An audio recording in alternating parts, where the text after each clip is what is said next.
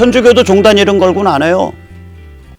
기독교 새빨간 교회도 교회 이름 걸고는 안 해요. 거기 그 반대 저기 성조 앞에 가면 저기 저기 군부대 들어가는데 그 길거리에 쭉 천막 쳐 있는데 거기에 교회 이름, 성당 이름, 교단 이름 건 데가 없어요. 다른 데는 오직 하나 원불교만.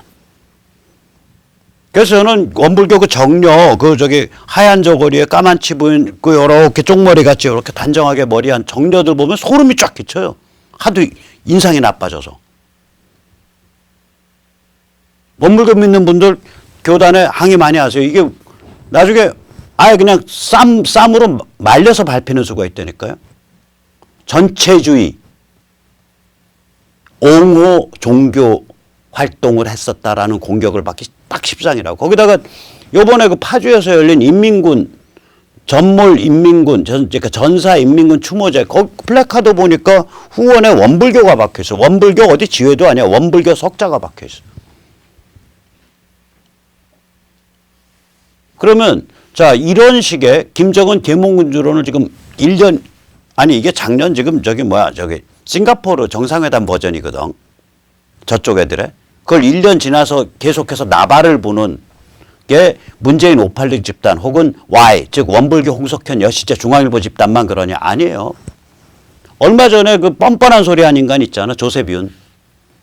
70년대 때 손빨갱이 공산주의 해체파의 그 아성이었던 런던 정경대 LSE, 런던 스쿨 오브 이코노믹스에서 공부를 하고, 그러니까 무슨 물을 먹었는지 모르는 거예요. 그때 공부했으면. 그 다음에 80년대 미 국무성 들어가서 납작 엎드려서 잘 출세해가지고 미 국무성에서 오바마 정부 때 이스트 에이시안 패시픽, 그러니까 뷰로, 그러니까 동아시아 태평양 뷰로의 Deputy Assistant Secretary, 그러니까 차관보란 말이에요. 고위직으로서 생각구 열도와 저기 남중국해의 중국 도발을 사실상 방치한, 혹은 그걸 말리지 못한, 말레이시아 이런 데 막 집어먹고 중국이 흔들고 다니는 거를 스리랑카 집어먹고 이거를 말리지 못한 혹은 방치한 그런 혁혁한 친중 행적을 갖고 있을 뿐 아니라 노무현 정부 때는 무려 서울 미 대사관의 정치 참사관, 그때는요 서울 미 대사관의 정치 참사관이면 골 때리면요 바로 튀어나와요. 정당 대표고 언론사 대표고 언론사 주필이고, 그렇게 해서 대한민국을 휘저었던 바로 그 조세균, 그리고 지금 김무성류 조선일보가 한반도 정세에 대해서 조선일보 핵심이나 김무성류들이 아주 신주단지 떠받들듯이 떠받들고 모시는 바로 그 조세균.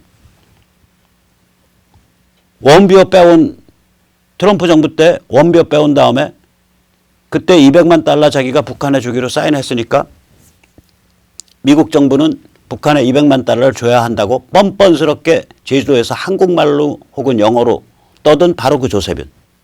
그건 말이 안 되는 거 아니에요. 엊그저께. 원비어가 벤치로 생일바를 뽑고 하도 두들겨 맞아서 온몸이 타박상으로 뼈가 부러지고 장기가 파열돼서 죽었는데,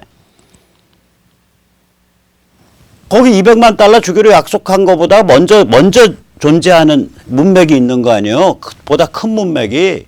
그건 얘기 안 하는 거지. 내가 쟤들한테 200만 달러 주기로 약속했으니까 트럼프 너 200만 달러 줘. 나머지 나 몰라.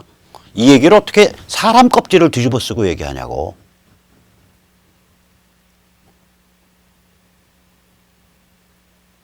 악마적인 얘기죠. 악마적인 얘기예요, 이거는. 그러니까 이 사람 살아온 거 보면, 야, 저거 뭐지, 저거? 굉장히 냄새 나는데 이런 생각이 드는 거예요. 70년대 공부한 학교. 그 후에 오바마 정부 때 미 국무성의 동아시아 태평양국의 총책임자 차관보로서의 했던 활동. 그 다음에 하나 더 있어요. 오바마 정부 말기 때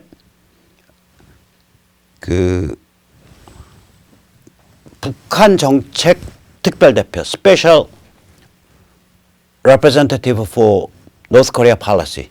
그것도 고위직이거든요. 한반도 정책을 다 주물렀다고. 오바마 정부 말기 때. 그리고 그 이전에는 노무현 때는 서울주재 미 대사관의 정치참사관. 그런 커리어마다 이 사람 행적을 보면요. 이거 갸웃갸웃하게 되거든. 그런데 그걸 스스로 자기 입으로 자기의 정체성에 관한 의심을 부르질러 줬잖아. 아, 고마워요, 조세균 씨. 이제는 당신 말은 뭐 만약에 김무성류라든지 뭐 저기 어디야 조선일보류가 뭐라고 떠들면은 조세균이 말씀하시길 이러고서 떠드는 소문이 나한테 들어오면 그냥 나 귓가를 흘릴게. 그리고 김무성 씨는 만약에 조세균과 본인이 상관없고 자신은 조세균과 전혀 다른 생각을 갖고 있다면 발표하세요. 그럼 제가 사과하고서 다시 이거 세뇌 탈출을 해드릴게요. 제가 여기서 왜 김무성을 얘기했냐. 김무성과 알고 김무성이 한반도 정책을 어떻게 보냐라고 내가 물었던 그런 사람들이 하는 말이 그게 작년 한 여름께 김무성은 조세균 말이 맞다고 생각한다. 뭐 이런 말을 제가 여러 군데서 들었어요. 그래서 내가 김무성류라고 말하는 거예요. 찍어서.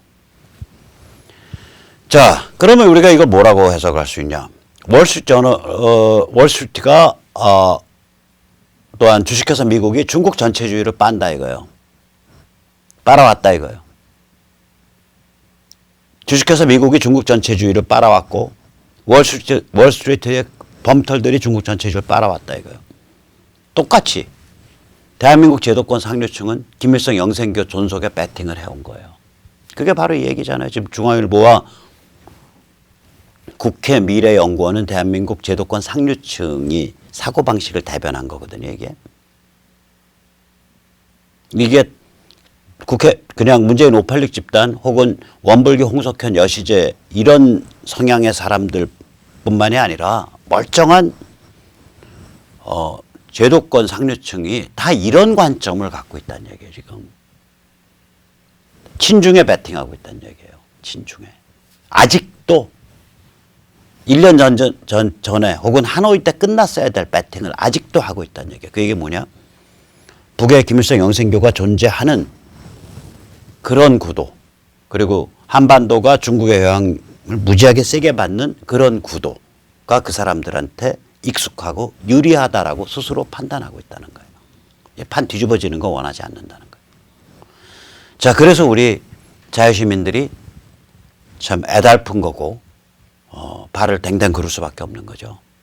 국회의원이 나서줘야 되고 조중동과 같은 빅 언론, 거대 언론, 빅 미디어가 나서줘야 되고 박진과 같이 제대로 배운 고급 지식인이 나서줘야 돼서 이 진실을 알려야 되는데 이들은 다 아닥을 하거나 거짓말을 하거나 여전히 친중 라인, 여전히 김일성 영생교 온존 라인을 지키고 있으니까 그리고 틈만 나면 트럼프 개객기 욕이나 잡아 돌리고 그렇게 참 저희가 고달픈 거죠. 근데 고달프다는 얘기는 어떻게 보면 할 일 많다는 얘기고 어떻게 보면 눈치 볼 거 없다는 얘기예요. 저것들 상류층으로 고려할 필요 없다 이거예요. 그냥 쓸어버리면 돼요. 우리 할 일 하면 되는 거예요. 물리적으로 저 사람 쓸 필요 없어요. 우리 할 일, 우리 진지 잘 구축하고 우리 교양 계속 강화해 나가고 우리의 조직, 역김을 계속 밀고 나가면 저것들은 그냥 다 깨갱하고 저게 박멸돼 버릴 거다 이거예요. 생태계에서 아예. 생태계에서 박멸될 거다.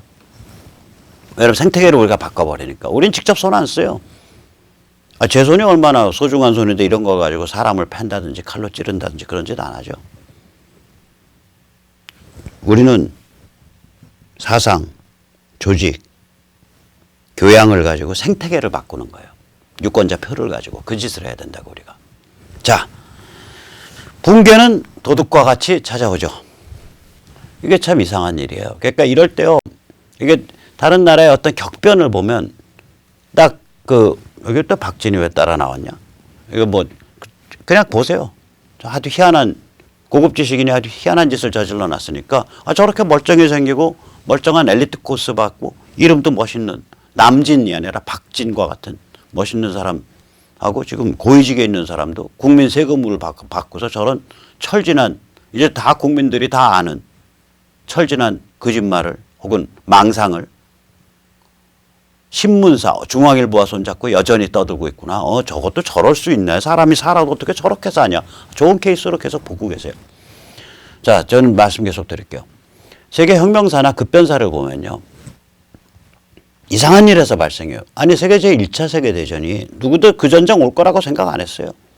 사라예보에서 오스트리아 황태자를 극단주의적 민족주의자가 총알로 암살했을 때 그게 그런 참혹한 전쟁으로 4년을 갈 전쟁. 그 결과로 무려 몇 개 제국이 날아갔나 그때 독일 제국, 오스트리아 합스부르크 제국, 그 다음에 저기 어디야 러시아 제국, 오스만 터키 제국. 제가 아는 것만도 4개 제국이 날아갔어요. 그 전쟁으로. 그리고 세계 질서가 완전히 바뀌었고. 그런 전쟁이 결과될 거라고는 아무도 생각을 안 했어요. 심지어는 전쟁이 시작되고 나서도 이 전쟁 몇 개월이면 끝난다고 생각했어요. 이게 일은 이상한 데서 온다니까요. 그러니까 이번에 저는 이제 52시간 때문에 이제 버스 기사 아저씨들이 이제 그 지급받는 임금 총액이 확 깎여버렸잖아요. 그러니까 아마 전국적으로 버스 기사 파업 전개될 거라고요. 왜 그러냐면 뭐 그분들이 예를 들어서 누구한테도 뭐 1억을 버는 사람한테도 월 50만 원이 큰 돈이고 100만 원을 버는 사람한테도 월 50만 원이 큰 돈이에요. 참고로 저는요 그런 말 되게 싫어해요. 저 사람 돈 많잖아. 한 200만 원 뭐 내도 뭐 괜찮잖아. 저 사람한테 뭐가 되겠어. 천만에요. 200만 원의 가치는 잠재적으로 누구한테나 다 똑같은 거예요. 돈이 많은 사람한테는 가치가 적기 때문에 가지고 와도 되고 돈이 없는 사람한테는 뺏으면 안 된다. 그런 거 없어요. 200만 원, 200만 원. 2자 다음에 공 6개 찍힌 거 똑같아요. 그게 돈 많은 사람한테는 돈 가치가 떨어질 거고 그러니까 돈 많아서 돈 가치를 함부로 쓰는 사람은 바보고요. 돈 많은 사람은 한테는 돈 가치가 떨어질 거라고 생각하는 사람은 강도 양아치예요. 그러니까 내가 돈이 많은데 돈 가치를 우습게 하라. 그럼 제가 바본 거고요. 제가 돈이 없는 서민인데 남의 돈 많은 사람 보면서 저 사람한테 200만 원 돈도 아니지. 그렇게 제가 생각하기 시작하면 강도 양아치로 되는 길이에요. 그러니까 돈 가치는 다 똑같습니다. 그러니까 버스 기사 아저씨들 그러나 이분들한테 한 50만 원 하나 깎인다 그러면 생활이 확 바뀐다고요. 생활이. 그래서 이 문제 심상치 않아요. 또 이상한 조짐이 있죠. 제가 과문한 탓인지 인근 지역 개발에 대규모로 반대하는 움직임을 못 봤거든요. 근데 지금 고양시 창릉 신도시 개발에 대해서 이 고양 일산 주민들이 지금 대규모로 반발할 조짐이 있어요. 이게 창릉 신도시가 이게 말하자면은 화정 가기 전에 서울 서부에서 화정을 가기 전에 또 서울 연신내 이런 데서 저쪽 고양을 가기 전에 바로 인접한 데예요. 이게 아마 거의 대부분 저기 그린벨트만이 묶여 있던 데인데 그래서 그린벨트 자꾸 까서 지금 문제인데 아무튼 간에 여기에다 지금 대규모 신도시 개발한다는 거거든. 5만인가 얼마.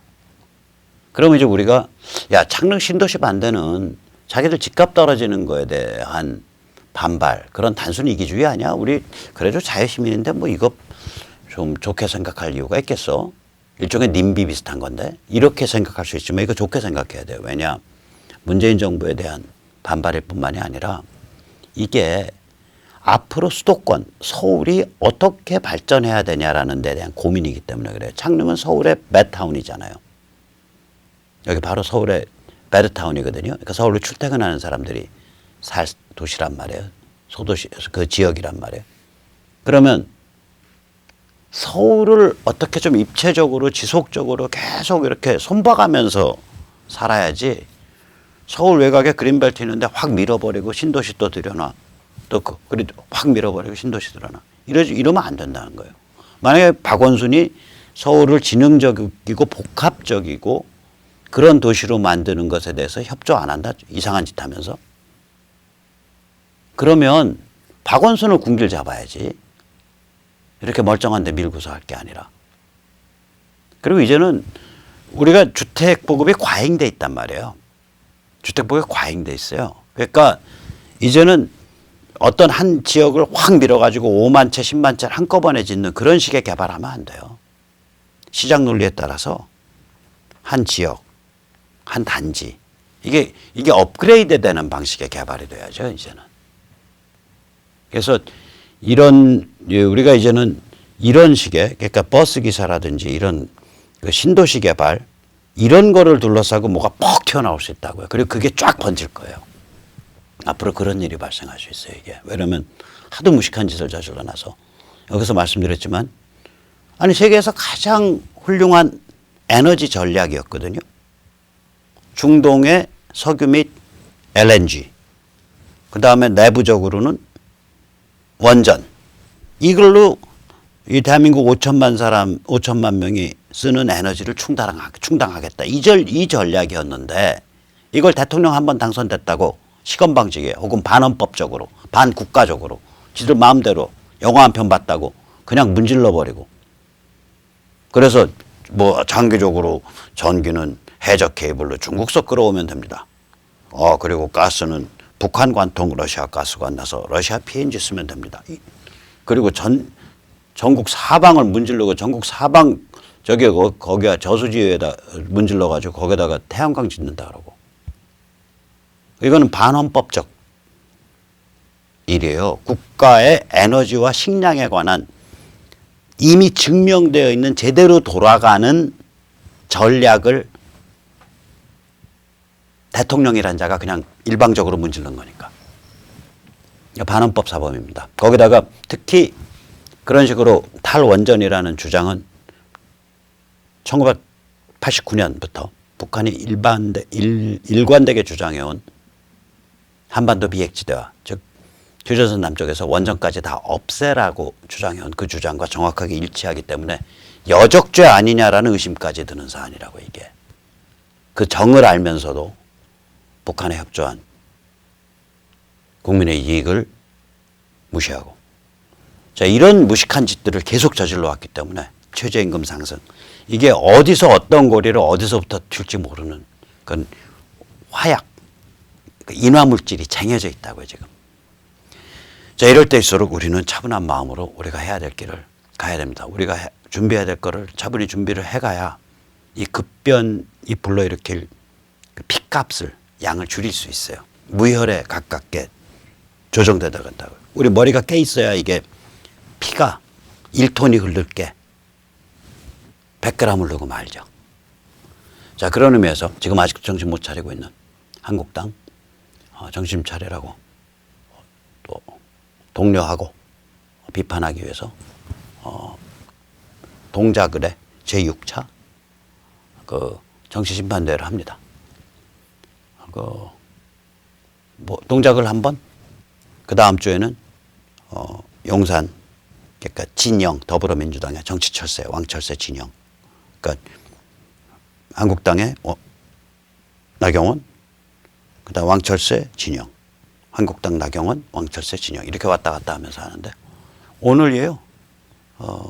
혹시 지금 이 비디오를 앞으로 이제 제가 보기에는 한 1시 반 2시쯤 업로드 될 텐데 그때 업로드 되고 나서 혹시 바로 보시는 분들 중에 시간이 계신 분은 오늘 목요일 날 6시 30분 이수역 지하철 4호선 이수역에 나와주시기 바랍니다. 예, 그럼 오늘 여기까지 모시겠습니다. 감사합니다.